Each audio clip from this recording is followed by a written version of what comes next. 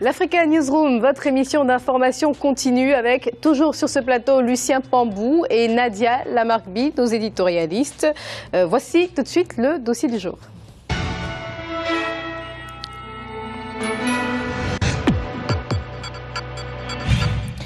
Le Kenya est un pays doté de ressources touristiques indéniables, des parcs animaliers, des réserves naturelles, on en passe. De par sa constitution, de par sa situation géographique, ce pays bénéficie d'excellentes conditions climatiques. La politique de valorisation des cultures traditionnelles et autochtones en fait également une destination très prisée. Cependant, la concurrence accrue de l'Afrique du Sud, par exemple, de l'Ouganda, du Mozambique, pousse le Kenya à accroître sa compétitivité dans un secteur qui lui fait engranger plus d'1 milliard de dollars par an. Reportage d'Olivier Conan, envoyé spécial au Kenya, commenté par Khadija Asfar. Le Kenya est une grande destination touristique en Afrique grâce à ses ressources naturelles exceptionnelles. Le pays dispose en effet de parcs animaliers, de réserves naturelles, de montagnes, de lacs et de paysages splendides. De par sa position géographique, il bénéficie d'excellentes conditions climatiques tout au long de l'année. 59 parcs nationaux et réserves naturelles lui permettent d'attirer de nombreux touristes. La politique de valorisation des cultures traditionnelles est l'une des raisons pour laquelle le pays est une destination très prisée par les touristes. Plus d'1 265 000 d'entre eux ont visité le Kenya en 2011, ce qui a engendré des recettes de 98 milliards de shillings, soit plus de 836 millions d'euros. Le gouvernement a fixé un objectif très ambitieux de 3 millions de touristes à l'horizon 2017. Les professionnels du secteur pensent que l'objectif peut être atteint si l'environnement politique et sécuritaire est maîtrisé. Ce qui nous intéresse le plus, c'est d'assurer qu'il existe un environnement propice pour développer ce marché afin que ces spécialistes du secteur touristique puissent mener à bien leur affaire, que les tours opérateurs puissent faire découvrir en toute sécurité ce magnifique pays à leurs clients, à l'abri de toute arnaque, et que le Conseil du tourisme kényan puisse disposer du soutien d'un personnel qualifié à destination des clients et être compétitif sur le marché. L'Afrique est un continent magnifique, en particulier la région subsaharienne. Le tourisme fait vivre des centaines de milliers de Kenyans dans divers domaines d'activité. Au marché municipal de Nairobi, les vendeurs de produits d'artisanat tentent d'attirer les touristes qui reviennent de safari en proposant des articles de souvenirs. Ici, les affaires suivent le cours des saisons touristiques, mais cette activité est rentable. En fait, à la base, cette affaire appartient à ma mère, mais à la retraite, elle nous a fait venir ici et maintenant, j'essaie de continuer. J'essaie de faire comme elle. En vérité, je fais mieux qu'elle. Pendant la haute saison, on peut faire 10 000 ou 20 000 shillings. Cela dépend des touristes selon leur pays d'origine. 10 000, 20 000, depending on the customers where they are coming from. Le Kenya ne veut pas dépendre uniquement des touristes venant d'Amérique et d'Europe. L'ambition des professionnels du secteur, c'est d'attirer davantage de nationalités et surtout intéresser les touristes africains à la découverte du Kenya. Africans have money. There is a huge and growing middle class. Les Africains ont de l'argent. Il y a une importante classe moyenne. Et cette tendance est en pleine progression. En fait, si on s'informe bien dans les journaux, on nous dit que l'Afrique est le meilleur endroit où il faut être, et le Kenya en particulier. Il faut savoir que le tourisme n'a pas nécessairement besoin d'être coûteux. À cela s'ajoute le potentiel important de la classe moyenne. Quand on considère l'Afrique de l'Ouest, par exemple, rien qu'à regarder au nombre de personnes qui partent sur Paris pour des vacances, c'est étonnant. Et certains d'entre eux n'ont jamais visité les sites touristiques de leur propre pays. Donc je ne crois pas que ce soit parce que les Africains n'ont pas les moyens. Ils utilisent l'argent pour autre chose. So I don't think it is true that Africans don't have money. They're just using it for something different. Cette volonté d'attirer un nombre croissant de touristes qui ne répondent pas aux stéréotypes classiques est promis à un bel avenir, puisque de plus en plus de touristes répondent à ce profil. Le tourisme au Kenya sonne pour eux comme un retour aux sources.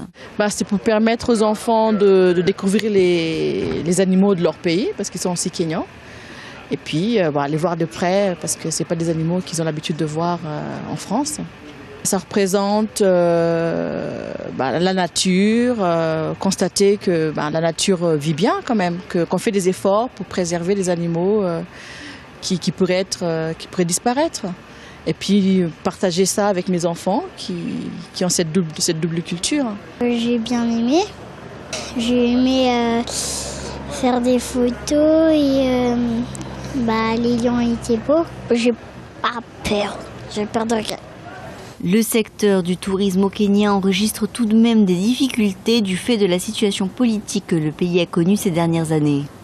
3 million is not ambitious, but we have a lot to do considering that we are Viser 3 millions de visiteurs, ce n'est finalement pas si ambitieux, mais nous avons beaucoup à faire, considérant que nous avons un long chemin à parcourir. En réalité, au lieu de chercher à se rendre en Europe, en Amérique et en Asie, pourquoi ne pas chercher à découvrir nos pays voisins? En tant qu'Africains, nous connaissons nos défis. Nous vivons sur le continent, nous sommes relativement en sécurité en Afrique. Donc visiter l'Afrique serait beaucoup plus facile que de concentrer nos efforts marketing ailleurs. Le problème a été accentué par l'attaque du centre commercial du Westgate à Nairobi par les Chebabs somaliens en septembre 2013. Cette attaque qui a duré plusieurs jours a occasionné la mort de 67 personnes. Naturellement, cela a effrayé les touristes et les tours opérateurs. Les Kenyans se veulent cependant rassurants, affirmant qu'il ne s'agit que d'un épiphénomène qui ne reflète pas la situation réelle du pays. Le Kenya est un endroit paisible. Un seul incident avec cette attaque terroriste ne devrait pas empêcher les gens de venir au Kenya, car c'est des choses qui se produisent même dans les pays développés. Je crois tout de même que le Kenya est une destination rassurante. Quand les touristes viennent, ils s'en rendent compte eux-mêmes. Ça, c'est juste un incident, mais la vie reprend tout doucement. Il y a tellement de beaux endroits à visiter ici.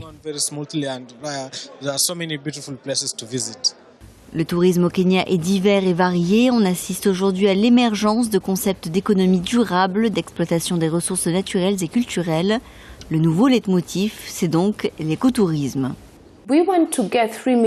Nous avons pour objectif d'attirer 3 millions de touristes. Mais quel genre de touristes recherchons-nous? Malheureusement, le tourisme naturel ne peut pas être exploité à une plus grande échelle pour des raisons de commodité logistique. Les sites comme les zones Maasai à elles seules ne peuvent voir défiler des millions de touristes. Nous devons garder à l'esprit la conservation de l'écosystème. Nous développons à côté d'autres formes de tourisme comme le tourisme d'affaires. Nous envisageons à cet effet la création d'un grand centre d'affaires à Mombasa. Le rayonnement extérieur du Kenya a toujours été assuré par les performances des coureurs de fond qui remportent toujours des médailles aux Jeux Olympiques et par le tourisme. Pour beaucoup de personnes, le Kenya rime avec safari et les hauts plateaux Maasai. Le gouvernement veut montrer que le Kenya dispose de plus d'atouts que l'athlétisme et le safari. Il met pour cela tout en œuvre pour atteindre l'objectif de 3 millions de touristes en 2017. Le pays a les ressources et les moyens d'atteindre cet objectif qui contribuera à l'amélioration de la croissance économique. Les professionnels et les touristes espèrent seulement que des incidents malheureux comme celui du Westgate ne mettront pas en péril le développement d'un secteur très important pour l'économie kenyane. Lucien, le Kenya a-t-il intérêt à modifier sa stratégie en matière de tourisme au vu des récents événements? Bien sûr, Marie-Angèle, pour tirer profit de ses avantages compétitifs.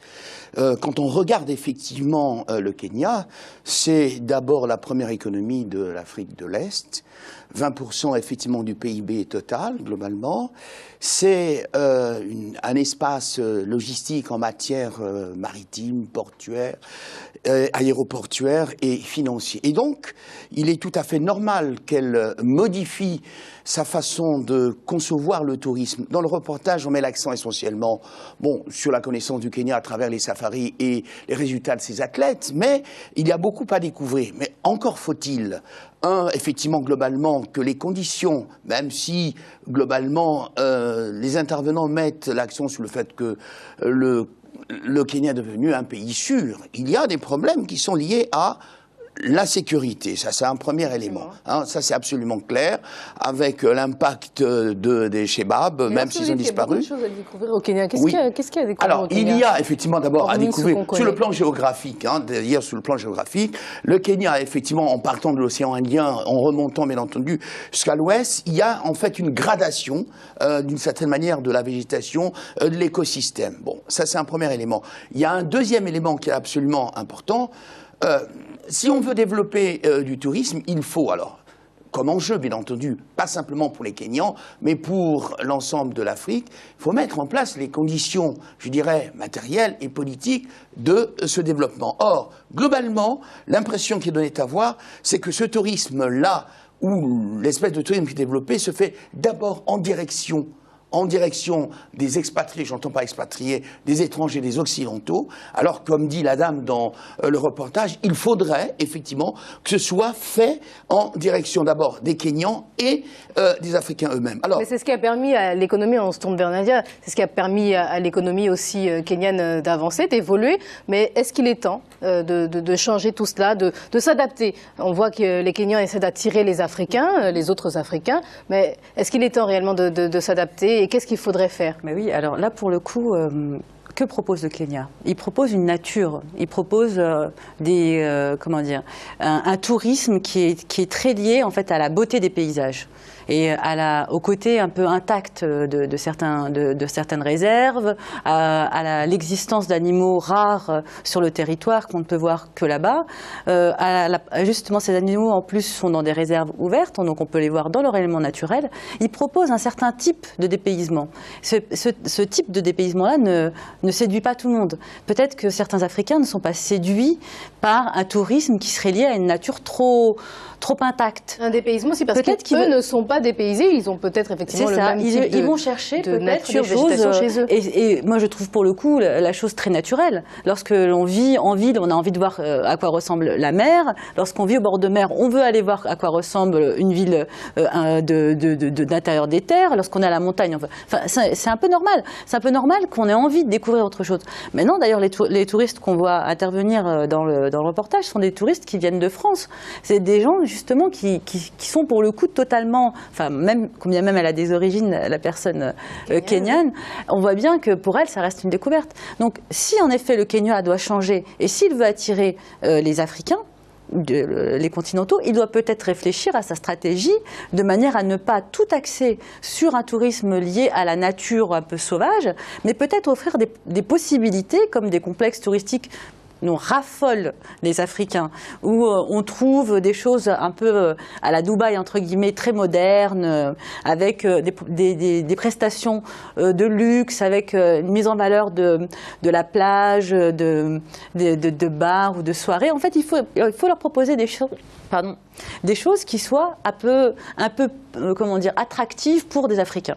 Mais si on reste sur une logique de nature sauvage, je pense qu'il y aura encore que des Américains, des Australiens et des Occidentaux. Dans le reportage, effectivement, on a entendu parler de l'Afrique de l'Ouest, qui serait effectivement une cible. Mais quelqu'un qui viendrait d'Afrique de l'Ouest, par exemple, pour aller dans un pays aussi en voie de développement, tout comme les pays d'Afrique de l'Ouest, pour aller dans un pays qui a subi des menaces terroristes alors qu'il y a eu plusieurs crises de l'autre côté, ce n'est pas forcément ce qui attire le plus. Oui, Marie-Angèle, bien sûr, c'est difficile. Il faut, en effet, au-delà du Kenya, qui est l'émergence d'une culture, je dirais, touristique en Afrique. Pas simplement pour le Kenya, pour la plupart des Africains. Ça, c'est une première remarque.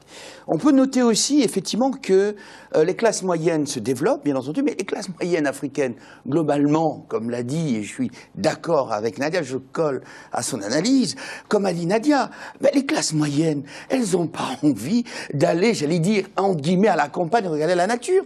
Les classes moyennes ont besoin, peut-être, principe d'acculturation oblige, vis-à-vis des pays qui les ont colonisés, la Grande-Bretagne ou la France, effectivement, de montrer leur fortune. Montrer leur fortune, ils ne vont pas les montrer auprès des éléphants et des lions. Ils ont besoin d'avoir des complexes sportifs, ils ont besoin d'avoir des complexes touristiques, de montrer qu'ils ont réussi. Alors, c'est un réel problème. Dans un deuxième temps, peut-être, mais dans un premier temps, vous savez, cette course vers l'acquisition matérielle fait que c'est difficile, effectivement, de créer une culture. Bien sûr, ça arrivera. Il ne faut jamais désespérer. Tout est possible. Mais ce qui est étonnant, excusez-moi, Marie-Angèle, ce qui est étonnant, c'est qu'ils ont eux-mêmes un potentiel de réserve touristique entre Kenyans, on va dire. Ce qui est étonnant, c'est qu'ils ne développent pas le tourisme intérieur.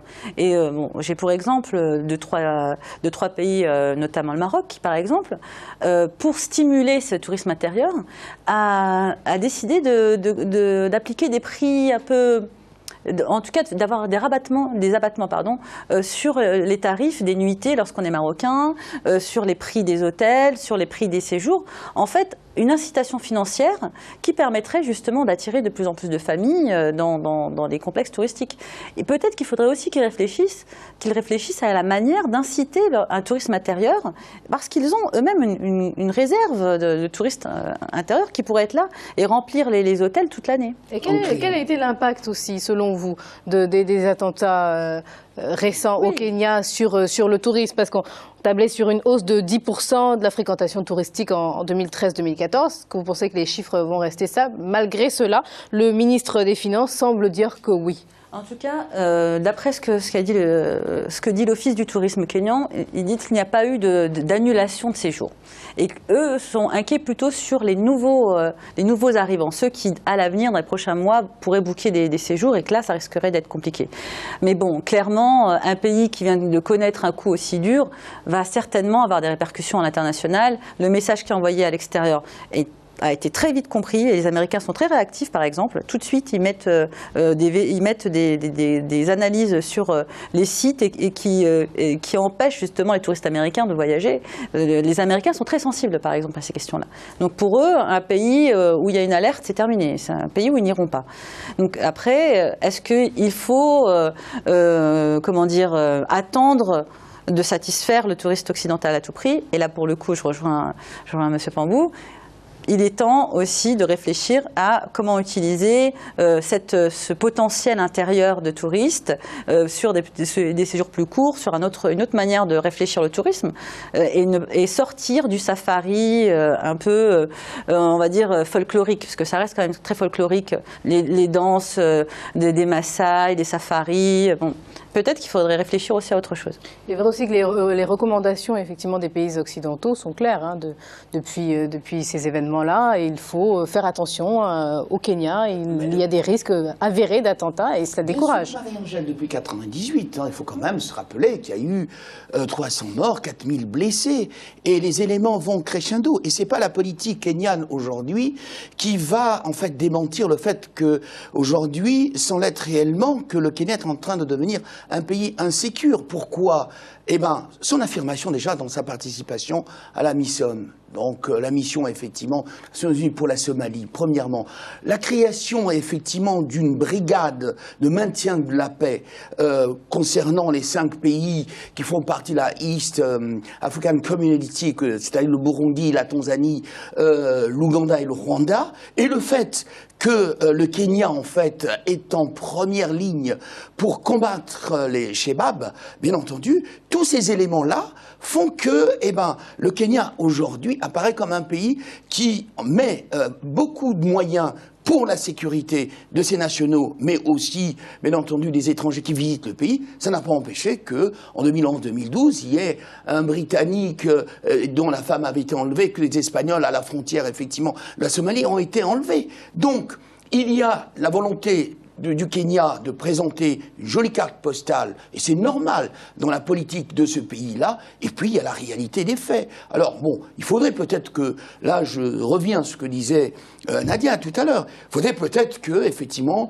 penser des sites touristiques à l'intérieur, pourquoi pas créer des boîtes de nuit à côté de la nature, des complexes, peut-être que ça attirerait. C'est nos traditions, il ne faut pas les ignorer.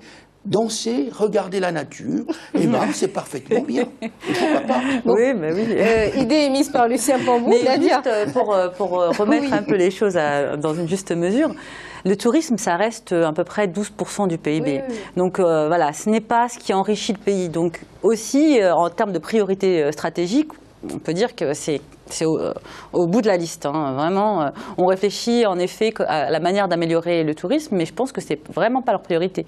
Le sous-sol kényan est beaucoup plus intéressant que ce qu'il y a au-dessus. Donc, là, Lucien, vous êtes d'accord? Effectivement, on se focalise sur le tourisme, mais le tourisme, les fluctuations au niveau du tourisme n'ont pas un impact. Je suis en léger désaccord avec Nadia. Non, je suis en léger désaccord, même si au cours d'une de ces réflexions, j'ai collé à son analyse. À savoir que, globalement, pourquoi pas le tourisme? C'est un secteur, on va vers le développement durable. La plupart des pays mettent l'accent sur le développement durable. En France, en 2015, il y aura une conférence climat 2015. Bon, tous ces éléments-là rentrent en ligne de compte pour dire que, eh ben, les pays africains, il n'y a pas que le sous-sol, il y a une autre façon de percevoir cette croissance dont on dit souvent qu'elle doit être inclusive, dont le tourisme. Non, mais alors pour le coup, je ne dis pas le contraire, je dis seulement ce n'est pas la priorité. Je comprends les axes prioritaires du gouvernement kényan qui doivent certainement tourner plus autour des hydrocarbures et autour des mines qu'autour du tourisme. Combien même on peut... Le pétrole est naissant et le gaz aussi. Oui, merci non, mais les mines, par contre, merci à vous. Nous allons naissants. rappeler les sujets traités en première partie d'émission. Cela fait près de 10 ans qu'a été créée au Cameroun l'opération Épervier, une opération judiciaire de taille ayant pour objectif d'éradiquer la corruption, bilan, arrestation d'anciens ministres, de dirigeants d'entreprises publiques et de personnalités influentes du pays. Depuis plusieurs semaines, l'opposition guinéenne et le pouvoir poursuivent leur bras de fer. Personne ne cède. L'opposition réclame que le scrutin législatif soit annulé. Suite aux irrégularités, le président Alpha Condé estime qu'il est grand temps que le Parlement soit installé à Conakry. Nous marquons quelques minutes de pause. Juste après, il sera question de culture d'EVA en Côte d'Ivoire et de nouvelles technologies au Sénégal. A tout de suite.